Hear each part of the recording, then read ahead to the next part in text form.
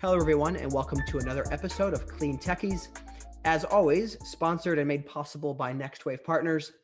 On today's episode, I spoke with Madison Savilow of Carbon Upcycling Technologies. She is the chief of staff serving there and is also leading their new venture called Expedition Air, which is a direct-to-consumer brand of products that has been mostly created from carbon capture technology. So very exciting stuff what they're working on.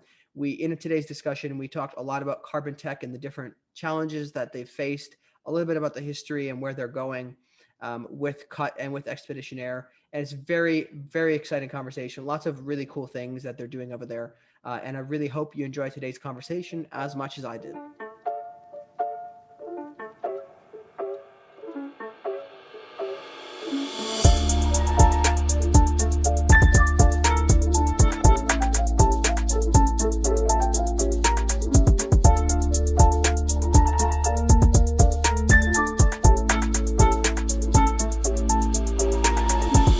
Thanks for joining me today, Madison. I appreciate you coming on the call. I guess maybe just for the viewers, for the listeners, do you want to just give us a little bit of background on yourself and kind of how you came to be in this clean tech, this carbon tech space? Yeah, thanks for having me on the podcast. My name is Madison Savilow, and I'm Chief of Staff at Carbon Upcycling Technologies, as well as the venture lead for Expedition Air. I started in carbon tech with Carbon Upcycling Technologies when I was in my last year of university. So about 2 years ago, I started at CUT, and it's been really exciting ever since. I just joined as a part-time role, more on kind of an admin side or a supporting side, just for whatever they needed done in the office. And that quickly transitioned into business development. I would even skip classes and stuff to go give pitches, which was always pretty fun, better than sitting in a class. Yeah. And then transitioned pretty shortly after to chief of staff, because I was taking on more of a role in just various aspects of the company rather than just, the business development and things like that. And then we just recently launched Expedition Air, which the website isn't fully live yet, but should be shortly. Got it. Yeah, I was actually just checking that out prior to the call here, and I noticed it wasn't up. But why don't you, I guess, so again, the listener base here is a lot of people like myself who are just quite interested in clean tech in general and may not have a deep understanding as to the technical background of how these things work and what you're doing. So maybe if you could just give a very brief background on what CUT is doing and then go into more deeply what you guys are doing with Expedition Air would be really helpful.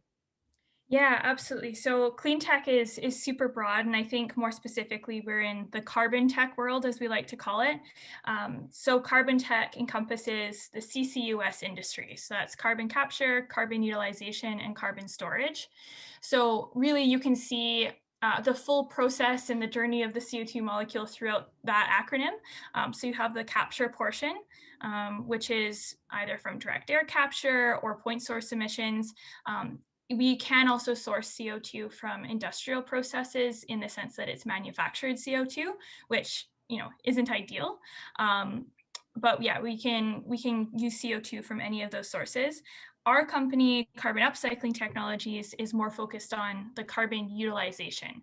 So utilization, unlike storage, which is placing CO2 securely underground, is more aimed towards having a value add end product. So this is an economically viable way of assuring that carbon capture can move forward and can be a large solution for climate change. So that's really the industry that we play in.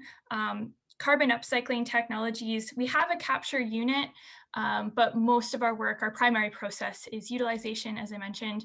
And really how that works is we take gaseous CO2 and we sequester it into inorganic solid powders. So the powders we use are pretty broad. They range from industrial wastes like fly ash, steel slag, pet coke. You probably recognize a few of those as being very large industrial byproducts, but also natural pozzolans. So things like graphite, talc, yellowstone, different types of clay even. So really the process is loading a reactor. We have a very large vessel, or pressure vessel. We load that first with whatever powder we want to process, and then we pressurize it with CO2. And then after it's fully pressurized, we start to rotate the vessel for anywhere from a couple hours to a couple of weeks, depending on how processed we want the material, what the material is, and what the end use is. So it's pretty simple operational process, and then we just offload the material and take it to whatever customer it is that's using it. So the end process for us, or the end product, I should say, is a concrete additive. We have plastics additives, coatings, battery applications. There's a lot of different industries we can go into. This past year, we've been scaling up pretty rapidly. So we were a top 10 finalist in the NRG COSIA Carbon X Prize. X Prize being a pretty global company. I think they got a lot of attention this past week with the new Yeah, announcement from Elon Musk. But for sure. yeah, so we were, before that one was announced, we were in the largest prize that they had ever offered, which was a $20 million prize. And yeah, we scaled up for that, finished giving in all of our data at the end of December, and now we're just waiting for the results. So hopefully we'll hear back soon. With Expedition Air, we started this, I guess the whole journey of this started a couple of years ago when we started exploring consumer products and integrating our powders into different types of products. Really, this started as a marketing tactic. Essentially, we wanted to show consumers who weren't really aware of the CCOS industry that this is a viable technology, that it can be used in anything they can imagine. We wanted to show this in a ton of different supply chains. So we started off with some simple products made from concrete. We tried to pick things that were interesting. So we had a watch with a concrete face. We had some coasters, we had pens, really unique products. And since then, it's grown pretty organically. We've had a lot of people reach out to us, want to use our materials in their projects, in their products that they already manufacture. So it's expanded a lot since then. So we have yoga mats, we're starting a cosmetic application, we're working on textiles, and yeah, it's just super, super interesting. So that kind of took off, and we really didn't spend a ton of time on it until probably the last few months here after the X Prize wrapping up, and we decided we needed somewhere to sell these products, and we had a lot of carbon tech companies interested in this as well. So we've partnered with them and made it more of a holistic type ecosystem program where we would connect material companies to consumer product makers. And now we'll be launching an e-commerce site that offers all of this. We're hoping beginning of March is when it'll be launching. So we're pretty excited to see that grow. And yeah, it's been nice to see the traction we've received already. Sorry, that was a very long answer. No, that's all right. That's all right at all. I'm curious, with the process that goes into creating these products, because it's taking a byproduct of something else and then the captured carbon and putting them together. Does that have a significant impact on supply chain and reduction of carbon emissions throughout a lot of other products supply chain creation? Super good question. Our whole goal is to see a circular economy type model introduced to supply chains. So my best example is with our concrete additive. So really, if we wanted to see an ideal use of this technology, we would have our capture process directly at a concrete manufacturing facility. We would be able to process that CO2 and also process the fly ash into enhanced fly ash that would go directly back into the concrete supply chain. So in that case, you're seeing emissions being put back into a product that they're using to make concrete stronger, which is pretty cool. Like you're able to see the circularity there, and that would reduce the carbon emissions significantly. With most of our products, the biggest greenhouse gas potential we have there, or reduction potential, I should say, is really replacing the material that's carbon intensive. So for instance, in the concrete industry, that's replacing cement use to a certain extent. And that's really where we see a real carbon footprint reduction.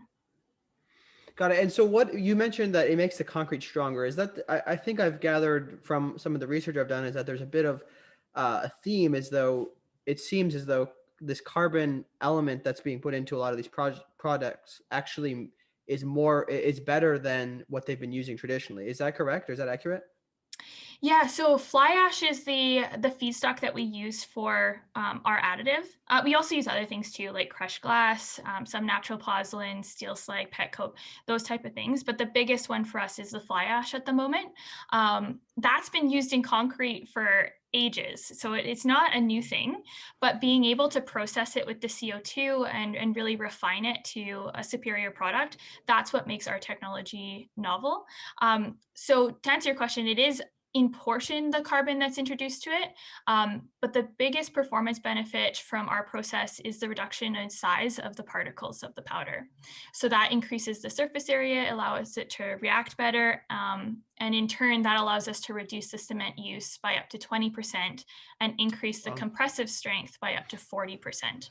So it's pretty interesting in that sense. I mean, just from the cement reduction, we're able to reduce the greenhouse gas potential by, or greenhouse gas footprint by about 25%. So that's pretty significant for the concrete industry. And I think you'll see a lot of construction technology companies coming into play. The concrete mix itself really hasn't changed a ton since the Colosseum was built. So we're still using the same type of materials in it. So seeing this slow moving industry start to be almost a leader in the carbon tech space, there's a lot of companies trying to tackle that and embed CO2 into the material. I think that's phenomenal. It's the second most used substance other than water, so there's a lot of opportunity there. Yeah. Are there any companies out doing I guess you could say carbon concrete type of additive that creating this stuff that you'd say are leaders in the space, just for people to keep an eye out and maybe to follow and see what they're doing? Yeah, there's a few interesting technologies out there. I mean, if you look in on the Carbon X Prize site, you'll see I think there's 4 or 5 that are tackling the construction space.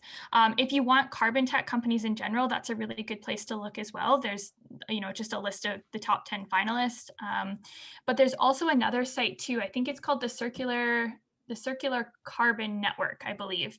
And it lists all of the carbon tech companies in the world. And the last time I checked, I think there was about 250 companies that were listed on that, all of different products, all of different scales and different progress levels. So that's a really interesting site to look at. That was also started by the X Prize. They just did a massive survey essentially and included all those company profiles. So tons of companies to watch. Whatever material you're interested in engaging with, I think there's a way to introduce that to your supply chains, and finding those companies now is not so difficult.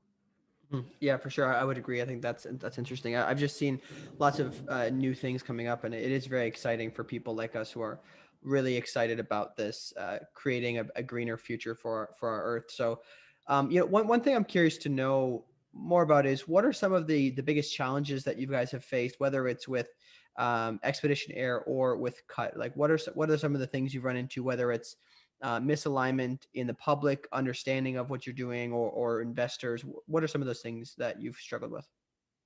Yeah, for sure. So I guess I can quickly answer for Expedition Air. I mean, we're pretty early on right now, just about to launch. So I think once we're live, I'm sure we'll have more challenges Yeah. presented to us. But really, the whole problem of just the awareness and the public perception of carbon tech, that was really what inspired starting this venture. We really wanted to raise awareness for it. We wanted to show that it's not an exclusive solution in the sense that, like, it can't be paired with natural solutions. It absolutely can. It can Mhm. be paired with other carbon tech companies. There's this very large collaboration piece. And the other thing we want to promote too is that consumer buyer power also has a big play into what materials go into products. And I think people need to start asking more of their product suppliers. They have to be asking more of the products they purchase, to make sure that the companies behind this and the corporations and the governments that are able to regulate these markets are really aware that consumers aren't going to stand for products that are very carbon intensive anymore. I think that's a massive opportunity for people to stand up and say, we want to see these products be carbon negative. We want to see them act as carbon sinks.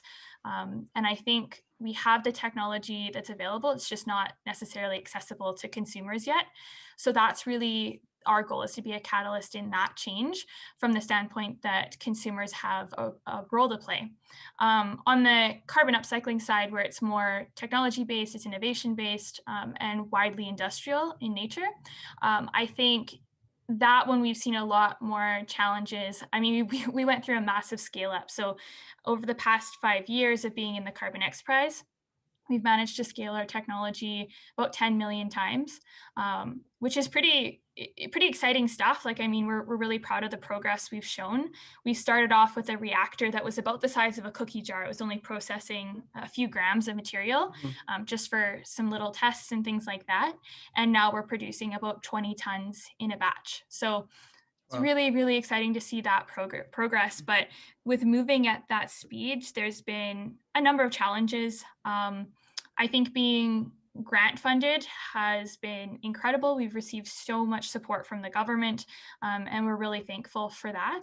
I think what's interesting about being grant funded at the moment versus being investor funded is that that allows us to have control over a lot of the funding that we receive. And other than milestones that we're already innately driven to reach. It's well supported by the government, and it's not necessarily pushing us all the time like an investor might. Mhm. Um, I mean, we're so driven to progress. I don't think we necessarily need somebody to tell us to go faster, anyways. But Yeah. I think one thing with government grants is that they don't necessarily match the speed of startups, and that the Mhm. way they grow, it takes a lot of time to go through reporting and audits and submitting all these different claims and stuff like that, which obviously being a government organization, you want to be making sure that you're reaching those targets, and the government money is well spent. So I absolutely see why that's in place. I think with investor funding, I think it would be a little bit easier to reach that funding. If you Mhm. select your investor well. Um, but yeah, I think yeah, we're hoping to do a raise in the next year, and hopefully that'll help us to not be so bootstrapped. That's probably the other thing too that's been a challenge, is being a bootstrapped company. We've always run with a lean methodology, so we've always been strapped for capacity, and all of us have, 5 or 6 different hats that we wear on a Yeah. daily basis.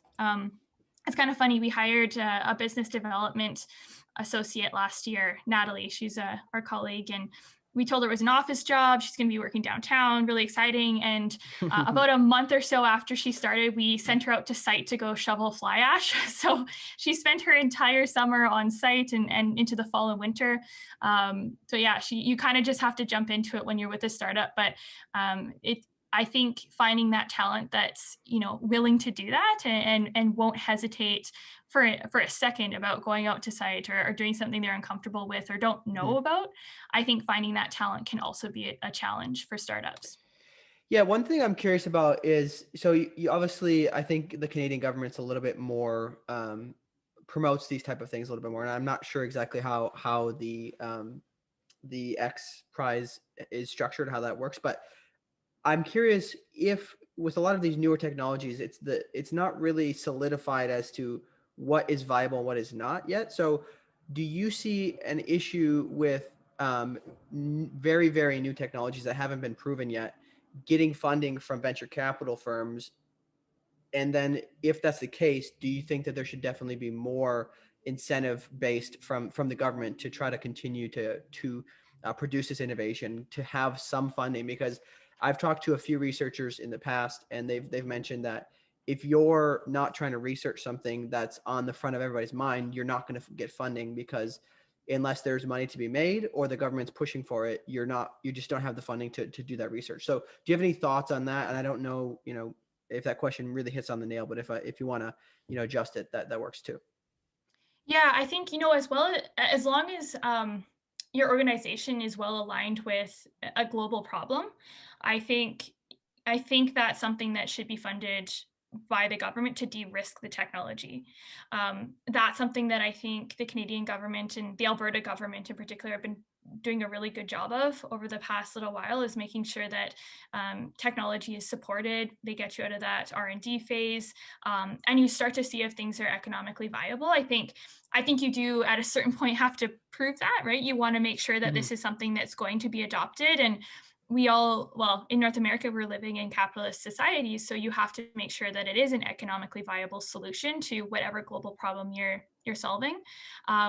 I think from venture capitalism, I mean, Yeah, I think as long as, you've proven that it's economically viable, I can see that being a case for receiving venture capital. But um, yeah, that's I guess more down the line after you're out of that R&D Yeah. stage, or yeah.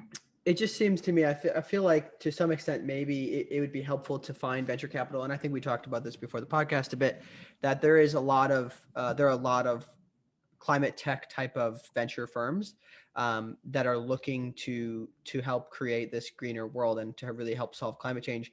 But I think that given the time frame that it takes with the government to get the funding out, because they want to vet and make sure that they're not just investing in somebody on the street, that's got an idea. I think it would be helpful, and maybe if any investors are listening, to really try to find ways to systematize and find these new technologies and invest in them, even if they are higher risk. Um, but Mhm. again, I just think that's quite interesting to hear from your perspective, because in the U.S. it's obviously been a bit different for the past few years here. Not a lot of support for that type of thing. So it's good to speak with somebody from a different kind of government there. Um, One thing I'm quite curious about too is, obviously we don't have a ton of time to help try to reverse climate change. So how scalable, you talked a little bit about the scale that you guys have really, brought up, took it into high gear over the past couple of years here, but how scalable is this technology in general? Is this something that once it's all refined and good to go, it can scale very quickly across the whole globe? Yeah, so it is a little bit regional specific, in the sense that we try to track it down where the feedstock is coming from. Hmm. Um, It's not super regional in the sense that there is a lot of feedstock. So, for instance, fly ash, it's a byproduct of coal incineration plants, which it comes off as the connotation that we're supporting the coal industry, which we're not. So we're taking very low grade fly ash that comes from landfill. Typically, those landfills are just capped. Sometimes those landfills release the fly ash, and there's been some cases of that, and it's just an environmental hazard. So we're able to upcycle that fly ash so that it's used in a new supply chain in concrete. In that case, there's 37 gigatons of fly ash just in the top 10 fly ash producing countries in the world. So if we were able to upcycle all of that, I think, first of all, we've done our jobs, Yeah. and we would be a very successful company. And secondly, I think that would be a massive win. You're reducing, the carbon footprint of concrete. You're embedding the CO2 directly into the concrete itself. So it's built into infrastructure that's going to last. Um, yeah, and I think that's our goal. So we want to license out our technology to as many concrete manufacturers as we possibly can to see Hmm. this widespread and global. Um, we are talking to some big concrete manufacturers now. For instance, we just announced our partnership with CMEX Ventures. So that's pretty exciting to see that partnership come to play, and concrete industry is starting to realize that they need to be involved in carbon tech as one of the biggest emitters. They need to find a solution. So that's really cool to see. And you're seeing low carbon concrete come into play in a lot of industries. I think Hmm. with the plastics industry, which is also another industry we play in, that one's a little bit more nuanced because there's so many different types of resins that we could embed our powder into. But you don't want to be contributing to the plastic problem at large. So being selective about the type of resins we use and making sure that there's alternatives like bioresins, things like that, that we can help support. I think that's really our end goal there. Hmm. Got it. So I guess, obviously, as you mentioned, there's plenty of supply of carbon right now. If in a perfect world we're able to get this to reduce significantly, and there's not as many coal plants, for example, creating emissions, and then you can cap it and then capture there. Can this technology that Cut is using, can they you do that out of thin air, like just capturing out of the air in places where there is a little bit more concentration, but not necessarily right off the stack of an industrial type of manufacturing plant, for example? Yeah, so our capture technology, it is a point source emission tech. So it would have to go onto a flue stack. It's a membrane-based technology. It's Hmm. a very flexible membrane-based technology in the sense that we can hit different sizes of flue stack. So we like that versatility. We aren't a direct air capture CO2 company. We have the utilization process, which is quite important, right? You want to be addressing the whole supply chain of where that CO2 is going. We are well suited to be paired with direct air capture companies. We've used direct air capture CO2 from both Climeworks and from Carbon Engineering.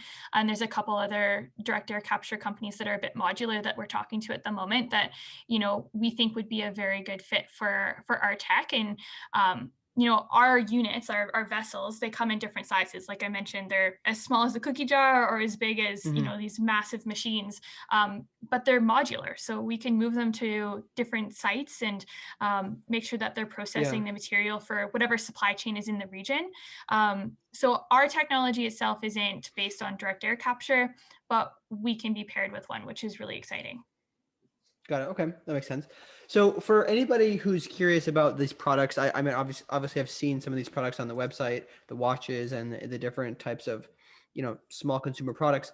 People might be curious, how durable are these? I know we've talked about this being a strong, making the concrete stronger, but could you maybe speak to that a little bit? Just like, what is the lifespan of these? Is it intended for these to be, for this material to be broken down and recycled again in the future, given its nature? Or is it something where we would change the whole idea of the manufacturing? For example, the pen, like, is it going to be something that you create this pen and then you just refill it with ink or something like that?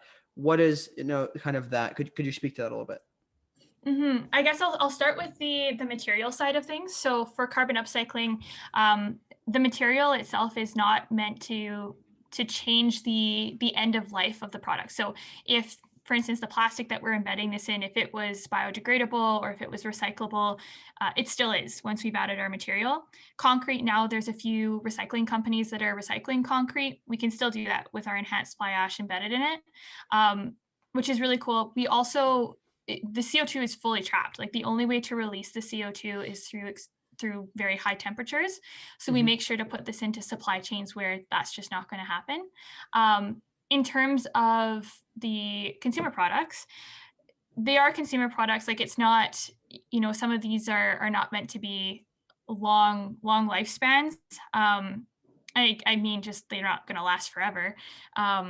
But they still are consumer products. So one of the things that we're trying to do is be very picky about what product manufacturers we're using, what is the supply chain, how are we actually creating these processes, and we want it to be very transparent.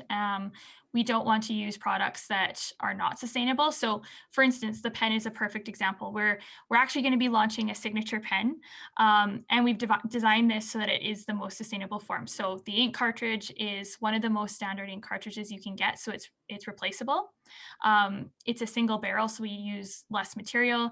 It's polished with local beeswax, which is pretty cool.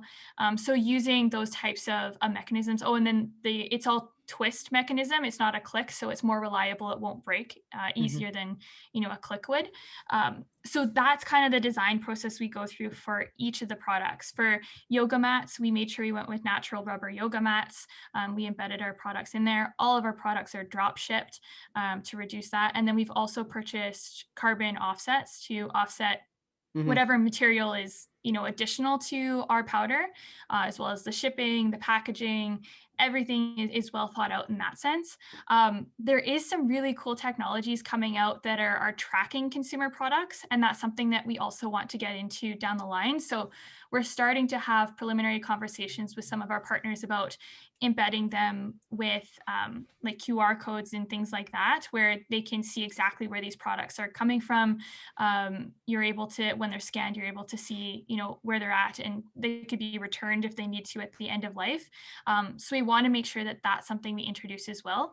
You're also seeing this happen in the fashion industry, which I think is really cool now that we're starting to get into textiles. There's a few companies that allow you to return the clothing at the end of life, like Patagonia, for example, and Hmm. they'll redo the clothing so that it's back into the supply chain afterwards, and a new consumer can have it. Yeah, so we're thinking of all those circular economy type products, and making sure that these have the longest longevity for a consumer product.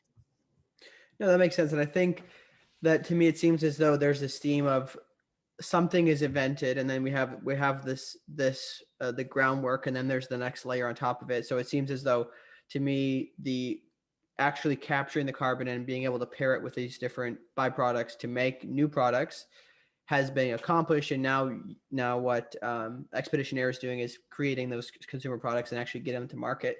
What do you see as now that this is essentially solved and this is going to be scaled, what do you see as coming next after this? Is there anything that people should be aware of, or maybe for new entrepreneurs that, okay, hey, what will need to happen next in order to continue going towards creating this circular economy?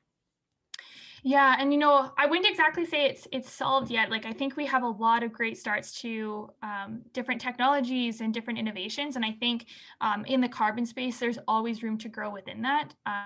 Just because carbon tech can touch every industry, right? It's so broad, and I think the more solutions we have, the better chance we have of reducing the carbon Mhm. problem that we have gotten ourselves into. So things like different fuel sources and things like that. It's obviously not widespread that carbon tech can play in that.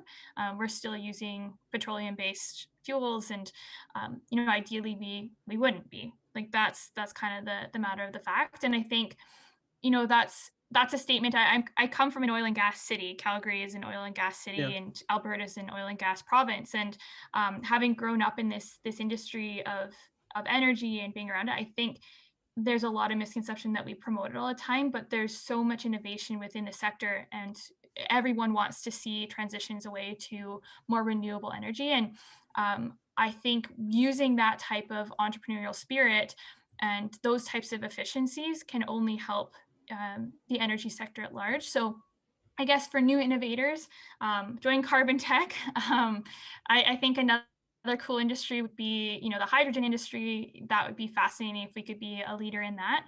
Um, just even being able to retrofit different types of infrastructure that we already have in place, like pipelines and things like that, down the line. I think that would be fascinating to see if that's possible. But yeah, I think there's such big problems that we have. It offers a huge opportunity for people to get involved in this innovation sector, and it's exciting. It's promising, and I think even if you're not in the innovation sector itself, if you're part of the ecosystem, if you're promoting this within government, if you're promoting it within your large corporation, I think we need the ecosystem to survive, because startups wouldn't be where they are today without it. Yeah, I would agree with that. I think to me, it's such a huge monumental problem that we have to overcome, that it really is going to involve everybody in all areas, right? Not just innovators, people, like you said, people in government. I think that if a lot of times when we talk about people in government, you think, oh, that's somebody else's job. But remember, so many of us live in towns, right? We can be involved in our local governments and helping to create an environment that's friendly towards these new technologies, that helps to bring in and make partnerships with cool companies like carbon upcycling technology. So I think that that's super helpful, all of this information. Is there anything else that you'd want to close the show out with here, and just maybe thoughts for people going into the future and how they might help, any resources, anything you want to mention? Yeah, I mean, I named out a couple networks and websites there that are really cool to look up just for the carbon space. I think going forward, it'd be amazing if people can, just hold back any reservations they have about jumping into this industry. You start to figure out where the truths lie, what the transparency of these technologies are, and I think the more people dive into the facts, the better. I think that the most worrying thing about our industry is that there could be greenwashing involved with some companies, and that can be detrimental to the industry at a whole. So I think it's important for people to know that the carbon tech industry does have some really amazing players. There's a lot of collaboration, which is pretty unique for an industry. Mhm. It's not something you would see in other industries, where you're able to collaborate with companies that would, in a business textbook, would be a competitor. So Yeah. I think that's really, really exciting to see. And, the more people, the better, that are interested in this. It's fascinating. So yeah, definitely join us in this journey to, find some climate solutions. And yeah, it's a really exciting time to be a part of this. Awesome. Well, thank you so much, Madison, for joining the podcast today. We really appreciate it, and we'll see you again sometime. Yes, thank you so much for having me.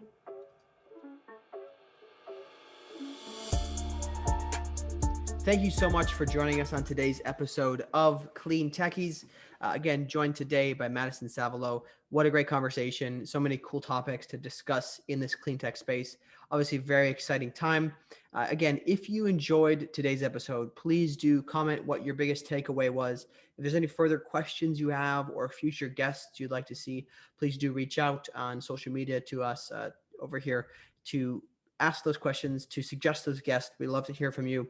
Also, please do share with people whom you think might enjoy this, right? And if you are looking to continue being involved, you can definitely follow what Carbon Upcycling Technologies is doing, as well as Expedition Air. And then you can also join our Slack channel, CleanTechies, link in the description, to become part of this community that we're building of people who are seeking to learn more, to innovate, and to help just create a better, greener future. So as always, thank you so much for joining and watching today's episode or listening, and we hope to see you next time.